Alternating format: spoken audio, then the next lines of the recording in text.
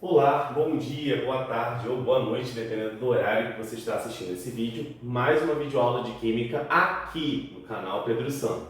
Bom, meu nome é Pedro, como todos sabem, e eu sou professor de Química de um dos colégios aqui em Macaé, que é o CAF. Então, para você que é inscrito no meu canal e não é aluno CAF, essa videoaula vai ser uma videoaula de correção de revisão de questões para o teste que os alunos vão estar fazendo na próxima semana.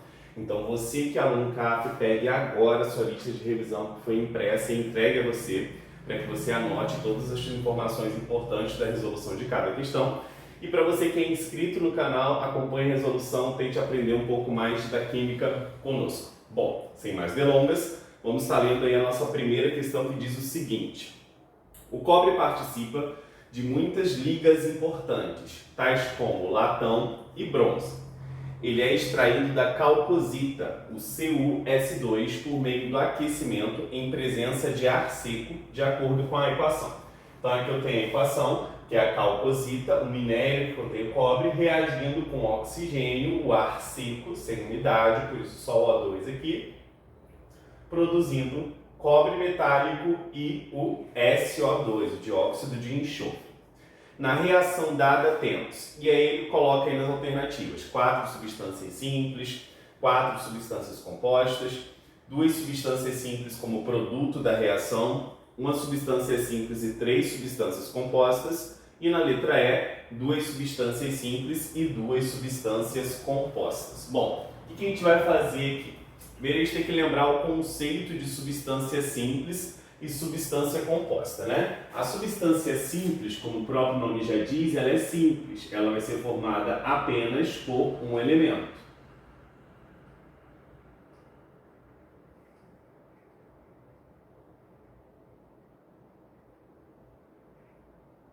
Já a substância composta é aquela substância que vai ser formada por 2 ou mais elementos.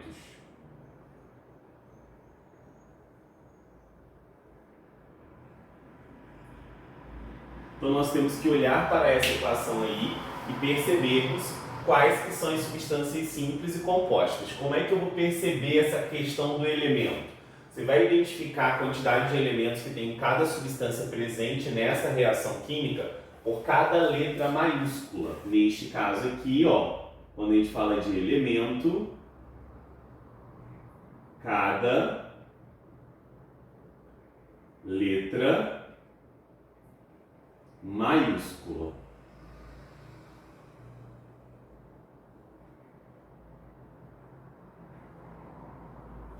A gente vai perceber quantas letras maiúsculas eu tenho e perceber se a substância é simples ou composta. Então a primeira, ó, Cu2S. Então aqui eu tenho uma letra maiúscula, que é o C, e eu tenho outra letra maiúscula, que é o S. Então essa primeira substância aqui, ó, é uma substância o quê? Composta. Por isso está de azul. O O2. O O2 eu só tenho uma letra maiúscula. Então, o O2 já é uma substância o quê? Simples.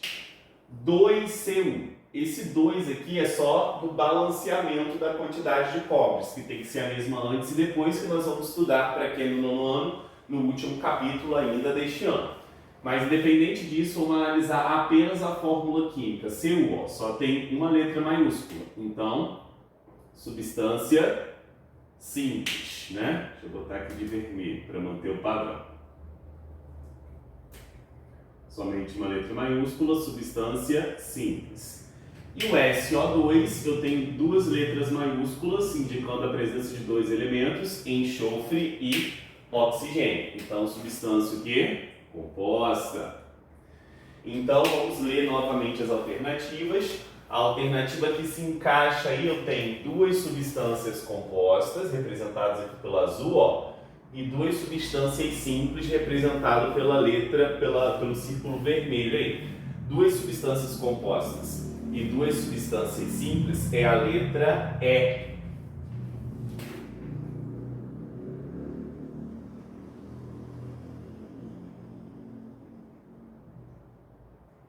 Ok?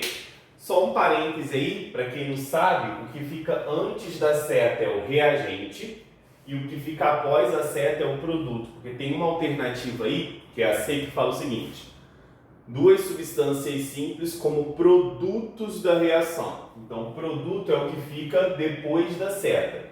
E depois da seta, eu não tenho duas substâncias simples. Como produtos, eu tenho uma substância simples e outra composta. As demais, realmente, é só citando a quantidade de substância simples e composta mesmo. Então, grave aí você isso: reagente antes da seta, produto após a seta. Bom, vamos para a nossa segunda questão aí, que diz o seguinte, está aparecendo na sua tela. Considere os três sistemas materiais representados abaixo. Então, nós temos aqui o sistema 1, 2 e 3. Indique quantas substâncias simples e quantas compostas há nos sistemas 1, 2 e 3. Então, aqui, como é que eu vou saber quantas simples e quantas compostas eu tenho? Ao invés de pegar e representar a fórmula química das substâncias, eu representei os átomos como se fossem esferas. E átomos iguais são do mesmo elemento. Átomos com coloração diferente ou com formato diferente, em outras questões, como vocês podem ver, vão ser de elementos o quê? Diferentes. Então aqui ele quer saber quantas substâncias simples e compostas há em cada sistema. Então vamos começar aqui com o sistema 1. Com o sistema 1 a gente percebe que eu tenho essa molécula aqui, ó, que é formada por dois átomos do mesmo elemento. Então, se são dois átomos do mesmo elemento, substância o quê? Simples. E eu tenho também esta outra molécula aqui, ó, também formada por dois átomos do mesmo elemento. Então, o que a gente percebe? A gente percebe, então, que no sistema 1 eu tenho duas substâncias simples diferentes. Por exemplo, esse daqui poderia ser o O2, o gás oxigênio, e esse aqui poderia ser o quê? O O3, ó, o gás ozônio. Ambas são substâncias simples, porque apresentam apenas um elemento em cada molécula, só a quantidade de átomos que muda. Então, no sistema 1 eu tenho o quê? Duas substâncias simples.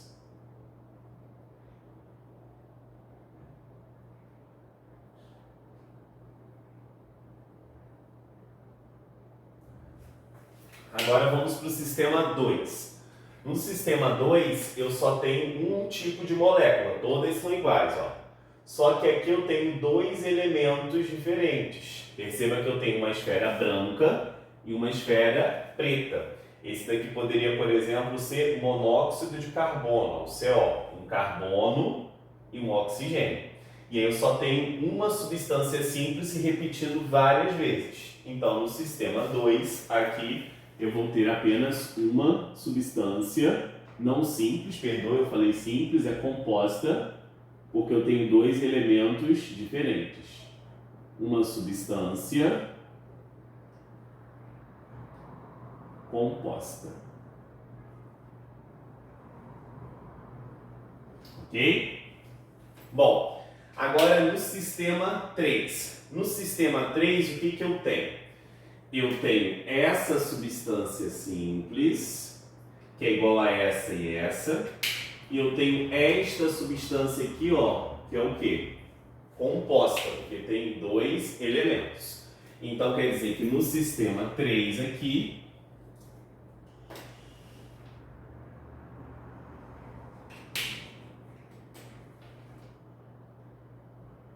eu vou ter uma substância simples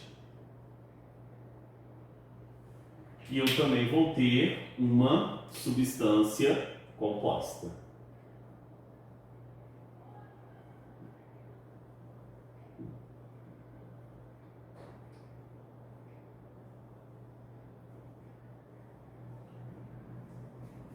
Certo?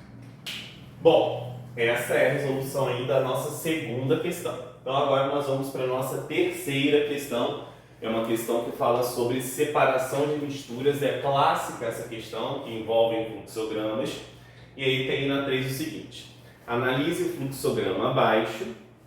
Então aqui está o fluxograma, que está aparecendo na sua tela copiado aqui para a gente analisar junto.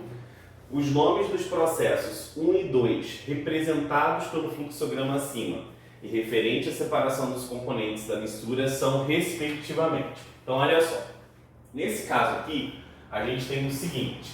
Nós temos azeite, água e açúcar. No processo 1, eu consegui separar o azeite. Essa mistura aqui, gente, a primeira coisa que a gente tem que pensar é que nessa mistura aqui, a gente vai perceber que o azeite ele vai formar uma fase, certo? E água e açúcar vão estar formando outra fase. Então, se eu tenho duas fases, porque água e açúcar se misturam, então você só vai ver uma coisa, o açúcar vai ficar dissolvido na fase aquosa e o azeite não se mistura na água. Então, aqui eu vou ter uma mistura heterogênea.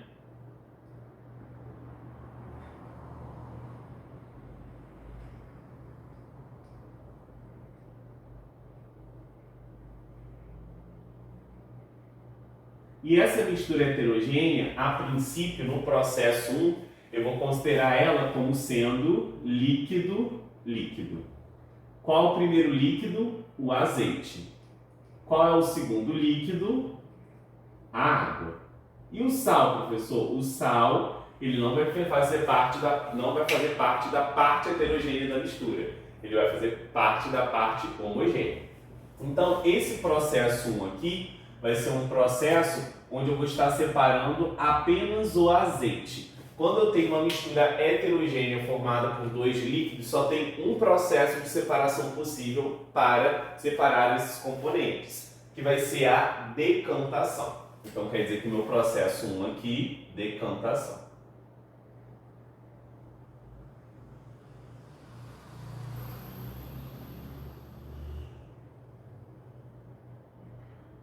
Decantação. Agora nós vamos para o nosso processo 2. Quando eu tenho água e açúcar, eu não consigo distinguir visualmente os componentes dessa mistura.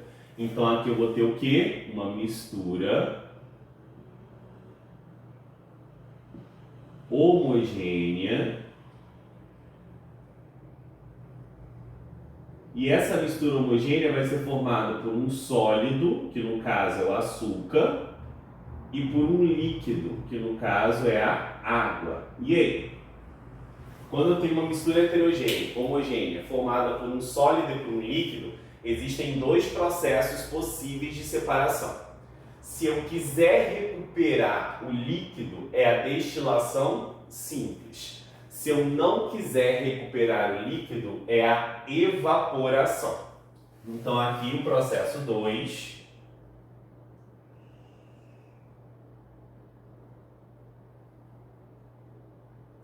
poderia ser evaporação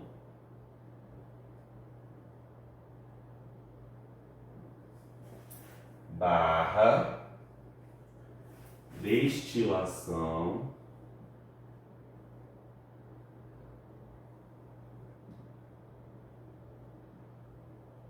simples. E aí, a gente tem que ver dentre as alternativas aí quais que estão com esses dois. Então aqui o processo 1, decantação, e o processo 2 aí está destilação simples, não está evaporação. Então nós vamos desconsiderar, tá, a evaporação, porque ela não está como uma alternativa. Então deixa eu tirar aqui, ó, vou riscar, porque ela não está como alternativa. Então vai ser destilação simples e evaporação e decantação. Destilação simples e decantação aí, nessa ordem, é a letra D de dado. Então aqui, letra D. Bom, vamos para a nossa próxima questão, que é a quarta questão. Diz o seguinte aí, aparecendo na sua tela. Uma fábrica de produção de amendoim sem casca deseja separar o amendoim de sua casca. Para tal, o funcionário despeja o amendoim com casca numa mesa vibratória. Após os vários impactos da vibração, a casca está menos agarrada ao amendoim. Depois disso, há um ventilador que, ao ser utilizado, separa o amendoim de sua casca. Dê o nome deste processo de separação de misturas e explique como ele funciona. Então, Quando eu utilizo um ventilador aqui, eu vou utilizar a força do vento para separar o amendoim da sua casca. O nome desse processo, gente, se chama ventilação.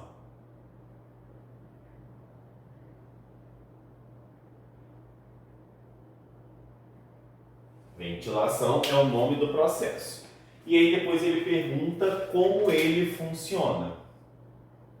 O que vai acontecer? O sólido mais leve, no caso a casca, vai ser arrastado a uma distância maior, ao passo que o sólido mais pesado, que é o amendoim, vai ser arrastado pela força do vento a uma distância menor, separando os dois pela distância em que eles percorrem devido à força do vento, tá?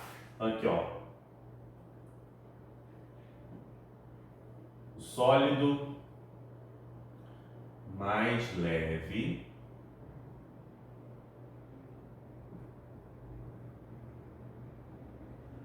é arrastado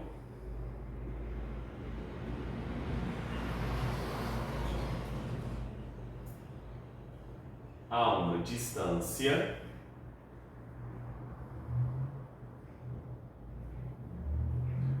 maior e o mais pesado é arrastado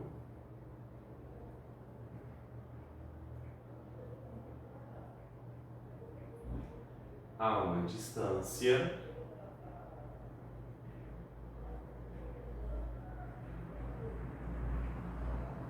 menor.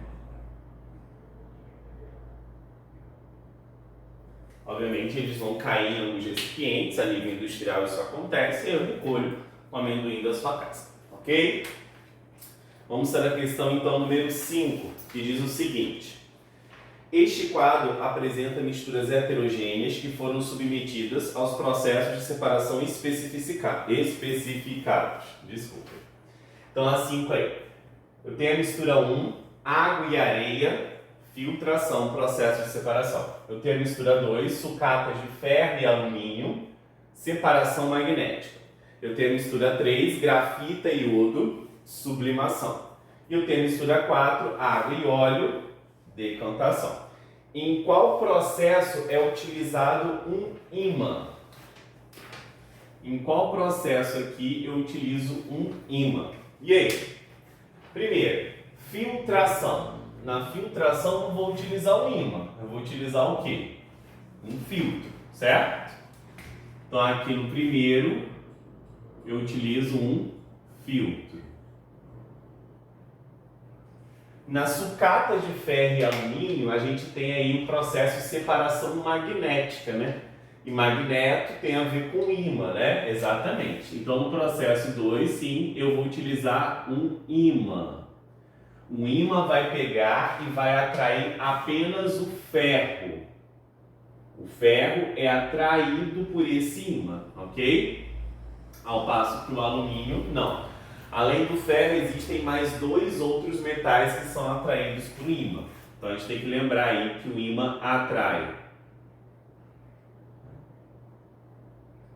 o ferro, o cobalto e o níquel. O ímã atrai esses 3, ferro, cobalto e níquel, que tem esses símbolos aqui, ó. Fe, cobalto, Co e níquel, Ni, ok? Então a gente já descobriu aí um processo que utiliza o ímã, que seria o quê? O 2. O processo 2 aí seria a separação magnética, ele não está dizendo processo 2, está dizendo separação magnética. E aí seria a nossa letra B de bola.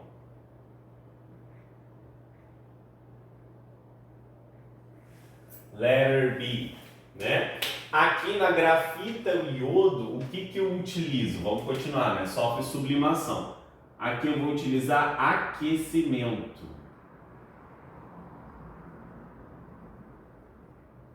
O aquecimento vai fazer com que o iodo entre em sublimação, ao passo que a grafita não. E na água e óleo eu utilizo decantação. Para esse processo eu vou utilizar um funil específico, que é um funil de decantação.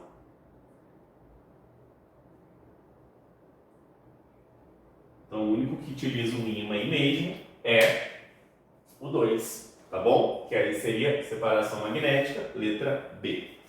Vamos para a próxima questão. Questão 6 diz o seguinte, aparecendo aí na sua tela. O técnico de um ourives, de uma ourivesaria, diante de uma mistura de pequenos pedaços de ferro e ouro, deseja separar o ouro. A primeira forma de separação seria a aproximação de um ímã que atrai o ferro. Somente o ferro, atrai o ferro, somente o ouro não. Me perdoem, gente. Estou com um problema aqui no meu dente. Uma cirurgia que eu fiz, estou dando aula, nem poderia estar dando aula, mas vamos que vamos. A segunda forma seria adicionar ácido que dissolveria apenas o ferro, já que o ouro é insolúvel em ácidos. Dê o nome dos dois processos de separação descritos acima. E aí? O primeiro processo aí, quando o ímã atrai o ferro e o ouro não, a gente já sabe o nome desse processo, tá? Aqui, ó, no processo 2. O nome desse processo aí, a primeira forma, seria o quê? Separação magnética ou imantação.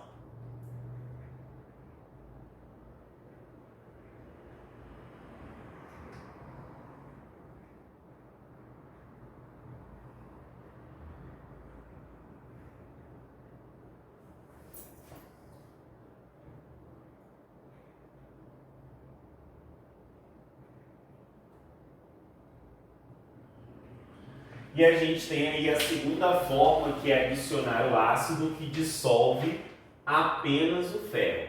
Quando adiciona um líquido, no caso aqui um ácido, que dissolve apenas um dos componentes da mistura, esse processo se chama dissolução fracionada.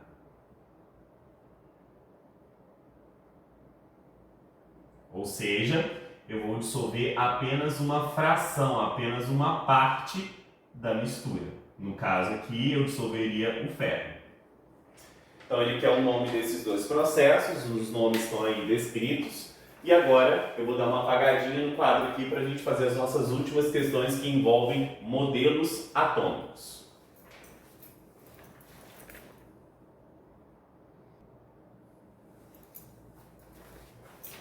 Vamos lá, gente, continuando, vamos agora para a nossa questão 7, que diz o seguinte. Em 1911, o cientista Ernest Rutherford utilizou um experimento que consistiu em bombardear uma finíssima lâmina de ouro com partículas alfa, emitida por um elemento radioativo, e observou o seguinte resultado esquematizado abaixo. Então aí nós temos uma fonte de partículas alfa, que é um elemento chamado polônio, que é radioativo. Ele está dentro de um bloco de chumbo.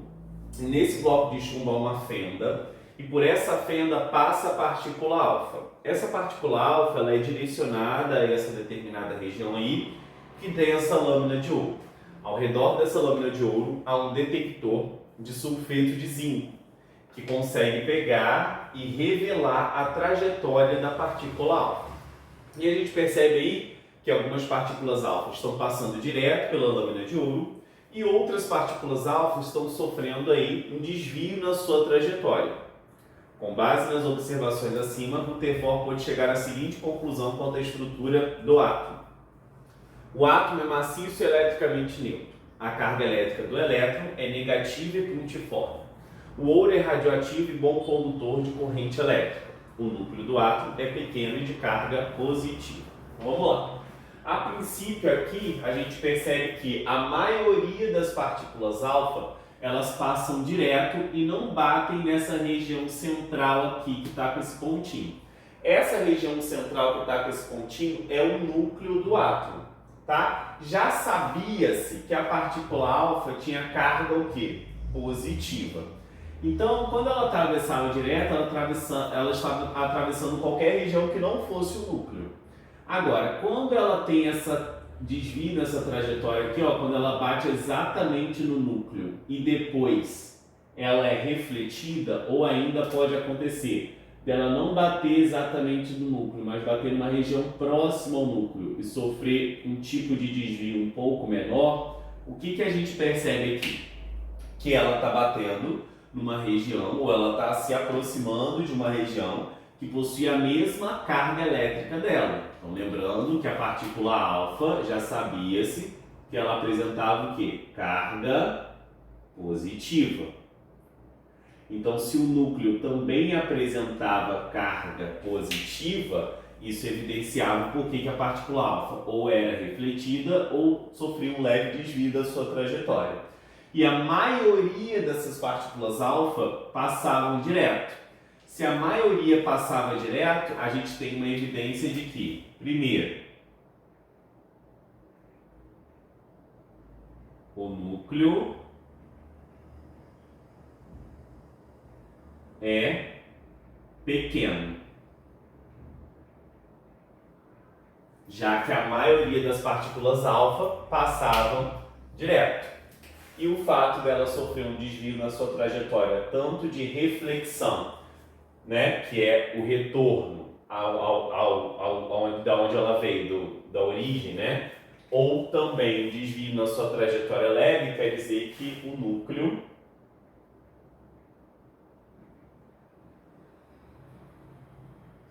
possui carga positiva também. Então nós temos que ver aí qual alternativa que apresenta uma ou essas duas características aí. Então essa alternativa seria a nossa letra D. O núcleo é pequeno e de carga positiva. Letra D.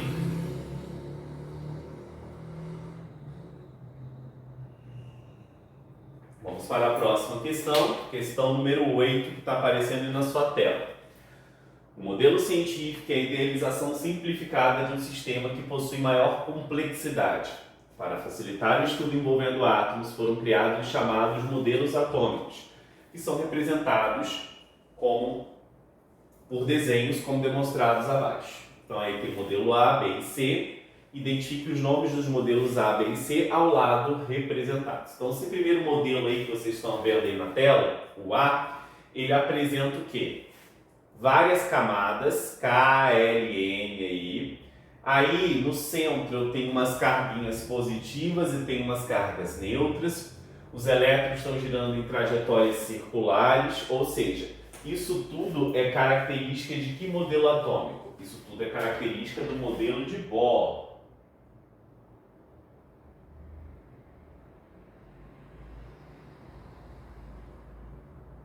Esse modelo também pode ser classificado aí como modelo da energia quantizada.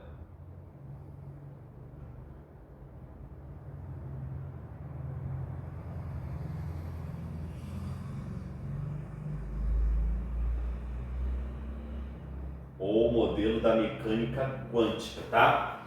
E segundo aí, eu já tenho o quê? Um núcleo com carga positiva e os elétrons circulando aí de maneira elíptica, né? Sem uma quantidade certa, sem o nome dessas camadas, K, L, N, N, O. Então isso daí é uma característica do modelo de Rutherford, que é um modelo planetário.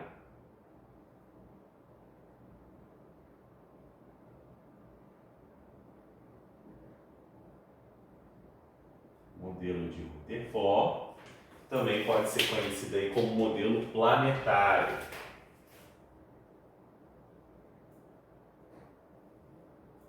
Por que planetário? Porque o Sol seria o centro aí, certo? Do núcleo, e os elétrons seriam os planetas girando ao redor do sistema solar.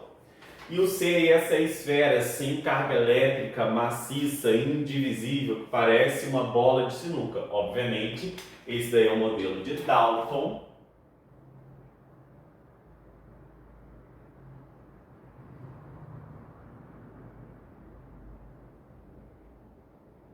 Que também é conhecido como modelo bola de bilhar. Bilhar era um nome que era muito utilizado antigamente para as sinucas, tá bom, gente? Bola de bilhar.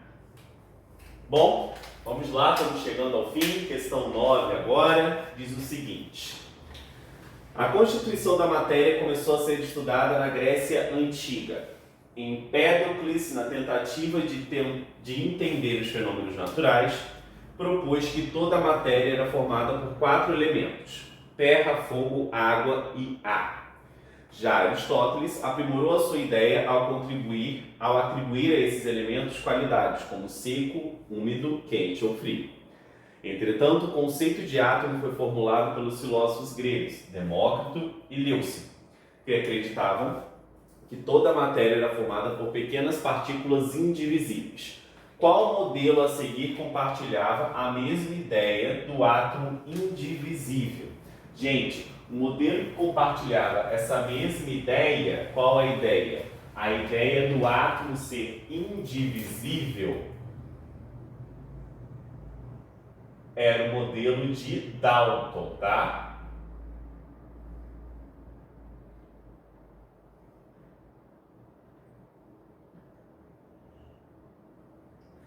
Que logo depois de Demócrito e Leucipo veio o modelo de Dalton e ele reafirmou que Demócrito e Leucipo diziam que o átomo era uma esfera maciça, indivisível, indestrutível, compacta e sem carga elétrica. Então aqui o modelo que compartilha é o modelo de Dalton.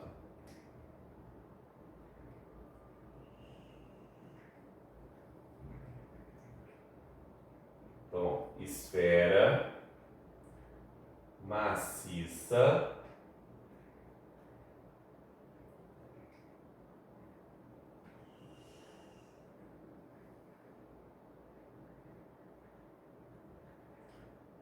indivisível, indestrutível,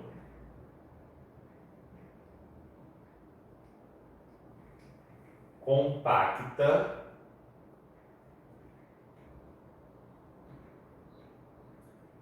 e sem carga elétrica.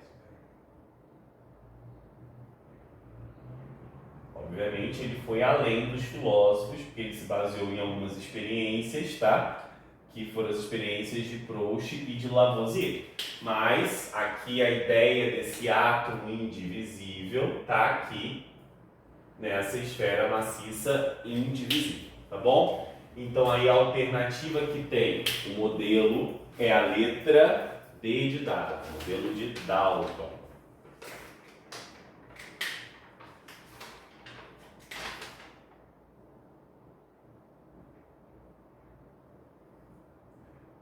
E agora nós vamos para a nossa última questão, que é a questão 10. Uma moda atual entre as crianças é colecionar figurinhas que brilham no escuro. Essas figurinhas apresentam em sua constituição a substância sulfeto de zinco. O fenômeno ocorre porque alguns elétrons que compõem os átomos dessa substância absorvem energia, saltam para níveis de energia mais externos. No escuro, esses elétrons retornam aos seus níveis originais, liberando energia luminosa e fazendo a figurinha brilhar. Qual modelo é o mais adequado para explicar esse fenômeno? Toda vez que eu tiver um modelo ou um fenômeno associado à emissão de luz, o modelo adequado é o modelo de Bohr, tá bom, gente?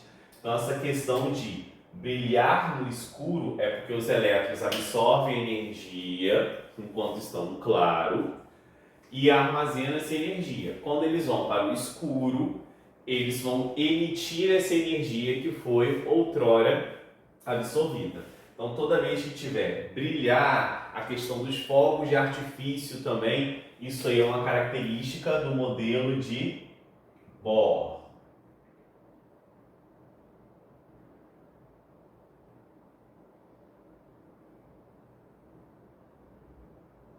Que é o fenômeno da excitação eletrônica.